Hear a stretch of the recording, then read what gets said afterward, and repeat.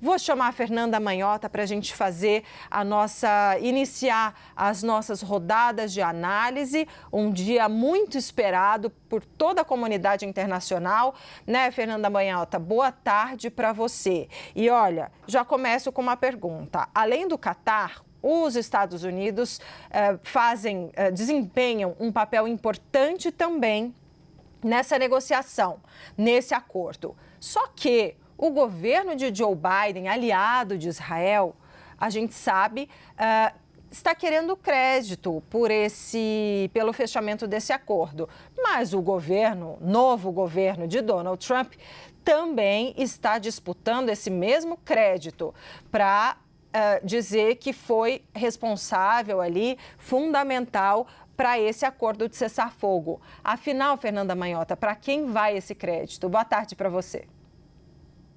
Oi, Débora, querida, boa tarde a você, a todos que nos acompanham nesse Breaking News aqui no 360.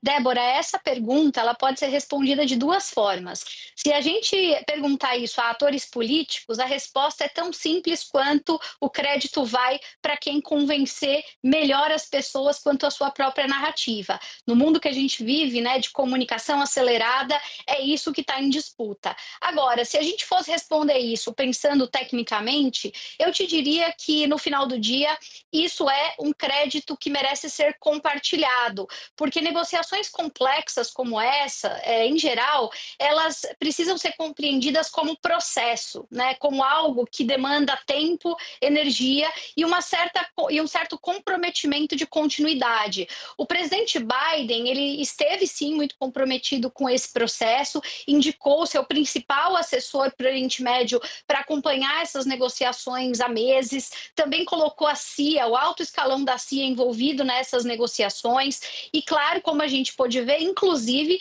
trabalhou na coordenação com a nova equipe, a equipe do Trump, né, para que essa administração atual e a equipe de transição pudessem lograr êxito nesse processo entre um governo e outro. Então, Biden teve, claro, a sua atuação muito presente. Agora, em relação ao Trump, ele aplicou uma técnica, Débora, que é bastante conhecida dele já, ele documentou isso quando era empresário, nos livros que ele escreveu, e no seu primeiro governo a gente acompanhou isso acontecendo com muita frequência, que é o que alguns diplomatas aqui no Brasil costumam chamar de maximalismo como técnica de negociação, né? O que é que isso significa? Significa que ele muitas vezes exagera, ele muitas vezes joga duro e, ao fazer isso, ele recondiciona a estrutura da própria negociação, ele leva a concessões, ele faz com que a própria dinâmica seja reorganizada.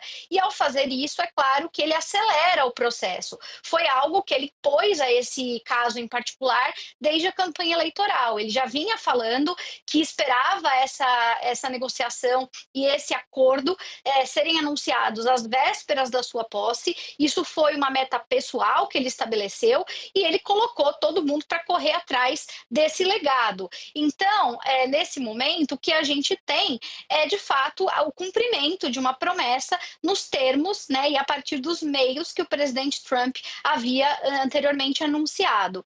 Portanto, Débora, para tentar sintetizar tudo isso, eu diria que é um mérito dos dois, né, governos dos Estados Unidos, com a mediação de atores, como a gente sabe, incluindo Catar, Egito, outros países importantes, mas mais do que isso, Débora, a negociação é sempre uma matéria de timing e é sempre uma matéria de vontade política, né? Você abriu o nosso jornal comentando sobre a frustração do Brasil por ter sugerido, né, termos parecidos há mais tempo e naquele momento não ter encontrado eco. No final do dia, não é tanto sobre o que se vai fazer, mas é se as partes querem fazer e naquele momento, talvez há um ano e meio atrás, nós não tivéssemos essas circunstâncias alinhadas, algo que nesse novo momento tornou isso possível, Débora.